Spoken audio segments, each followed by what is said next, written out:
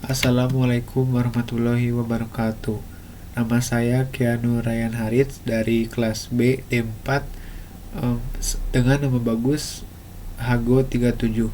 Di sini saya akan menjelaskan resume dari materi Sekolah Revolusi 1. Organisasi itu sangat penting dalam membangun relasi, melatih public speaking, menghadapi seseorang, dan sebagainya.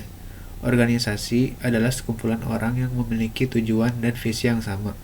Organisasi tidak sama dengan event organizer, karena memiliki keilmuannya sendiri.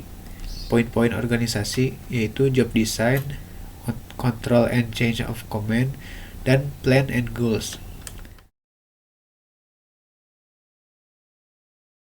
Himakom dibentuk pada 8 Agustus 1987, yang dimana pada waktu itu masih bernama Politeknik ITB.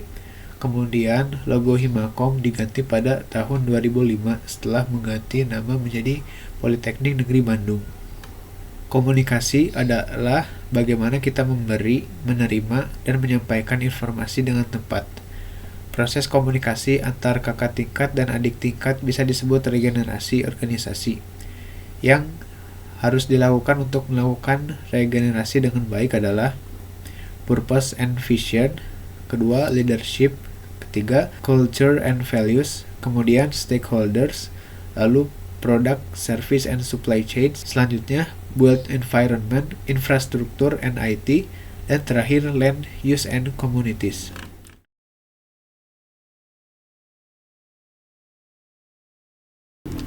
Relevansi organisasi di era saat ini sangat penting, terutama mengingat kompleksitas dan dinamika dunia modern. Berikut adalah beberapa alasan mengapa organisasi tetap relevan di era saat ini. Yang pertama, koordinasi dan efisiensi. Organisasi membantu dalam mengoordinasikan kegiatan dan sumber daya untuk mencapai tujuan bersama. Lalu kedua, fokus dan spesialisasi. Organisasi memungkinkan fokus pada area keahlian tertentu. Dalam dunia yang penuh dengan pengetahuan dan teknologi yang terus berkembang, organisasi dapat mempekerjakan individu dengan keterampilan yang spesifik dan mengkoordinasikan upaya mereka untuk mencapai hasil yang lebih baik. Lalu, yang ketiga, pengambilan keputusan. Organisasi menyediakan struktur untuk pengambilan keputusan yang terkoordinasi. Lalu, keempat, inovasi dan adaptasi. Organisasi yang baik memiliki kemampuan untuk beradaptasi dengan perubahan lingkungan dan mendorong inovasi. Majelis Perwakilan Anggota Himpunan Mahasiswa Komputer Polban atau yang disingkat MPH Himakom. MPH Himakom memiliki visi dan misi sebagai berikut. Visi MPH Himakom Polban sebagai lembaga legislatif yang proaktif, adaptif, dan bersinergi. Misinya: 1. Mengoptimalkan 5 fungsi MPH Himakom Polban secara situasional. 2. Memaksimalkan komunikasi dan mengordinasi antar anggota MPH Himakom Polban. 3. Hubungan yang harmonis dengan internal dan eksternal Himakom Polban. Lalu ada 5 fungsi MPH, yaitu fungsi aspirasi, yaitu MPH Himakom Polban sebagai wadah aspirasi, kritik, dan saran dari para anggota Himakom Polban dan mengkajinya untuk ditindaklanjuti. Lalu untuk fungsi legislasi, MPH Himakom Polban membuat produk hukum atau peraturan dan undang-undang untuk memenuhi kebutuhan dan mencapai visi dari Himakom Polban. Yang ketiga, fungsi yudikasi. MPH Himakom Polban memutus perkara persidangan dan menegakkan hukum dengan adil. Yang keempat, fungsi mediasi.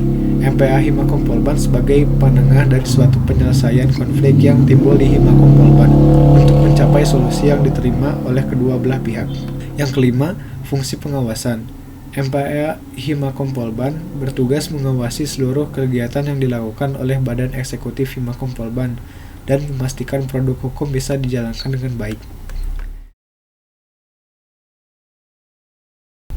Lembaga Eksekutif Himakom Polban merupakan pelaksana mandat MPH Himakom Polban. Himakom Polban adalah badan yang menghimpun anggota Himakom Polban dalam suatu kegiatan sebagai wadah untuk menyalurkan dan mengembangkan minat dan bakat sesuai dengan anggaran dasar dan anggaran rumah tangga Himakom Polban. Visinya, terwujudnya anggota Himakom Polban yang kompeten dalam bidang iptek maupun bakat pada dirinya juga memiliki rasa sosial yang tinggi, beretika dengan baik, serta beradab mulia. Misi: memfasilitasi para anggota Himakom Polban dalam mengembangkan potensi diri yang positif pada minatnya baik itu dalam akademik maupun non-akademik. Kedua, meningkatkan sikap melek teknologi informasi tentang perkembangan teknologi di era saat ini. Ketiga, meningkatkan nilai-nilai kebersamaan antar anggota Himakom Polban agar terwujudnya rasa kepedulian sesama anggota di dalam Himakom maupun di luar Himakom. Surat merupakan sarana komunikasi untuk menyampaikan informasi dalam bentuk tulisan pada kertas oleh sesuatu pihak kepada pihak lainnya, baik perorangan maupun organisasi.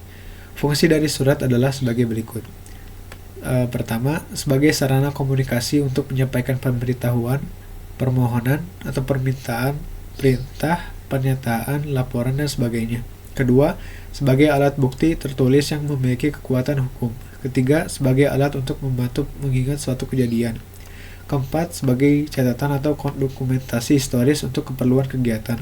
Kelima, sebagai alat untuk mewakili pribadi atau lembaga pembuat surat yang menyampaikan pesan informasi yang ingin disampaikan pada penerima. Jenis-jenis surat ada surat permohonan, surat pernyataan, surat undangan, surat keterangan. Apa itu RAB? RAB adalah rencana anggaran belanja. Perhitungan banyaknya biaya yang diperlukan untuk bahan, alat, dan upah, serta biaya-biaya lain yang berhubungan dengan pelaksanaan program kerja. Tujuan, mengetahui harga bagian atau jenis belanja sebagai pedoman untuk mengeluarkan biaya-biaya dalam masa pelaksanaan proker. Lalu, supaya proker yang dijalankan dapat dilaksanakan dengan efektif dan efisien. Fungsi, sebagai pedoman anggaran pelaksanaan proker. Pertama, surat pengajuan permohonan pembuatan e-sertifikat. Jika kegiatan proker BEM, maka tanda tangan perlu ada ketuplak, KBEM atau ketua BEM, dan pembina Ormawa, lalu ada wakil direktur kemahasiswaan. Yang kedua, kegiatan Ormawa, yaitu ada tanda tangan ketuplak atau ketua pelaksana, lalu pembina Ormawa, dan wakil direktur kemahasiswaan.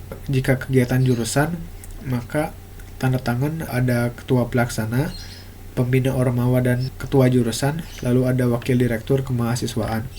Yang kedua, kirim desain. Format filenya harus berupa CDR, PSD, atau AI, atau link share Canva, dan tambahan list picture dengan format PNG dan font. Yang ketiga, kirim data penerima dalam bentuk Excel dengan kolom, nomor sertifikat, nama lengkap, NIM atau NIK atau NIP atau NIDN atau NIDK.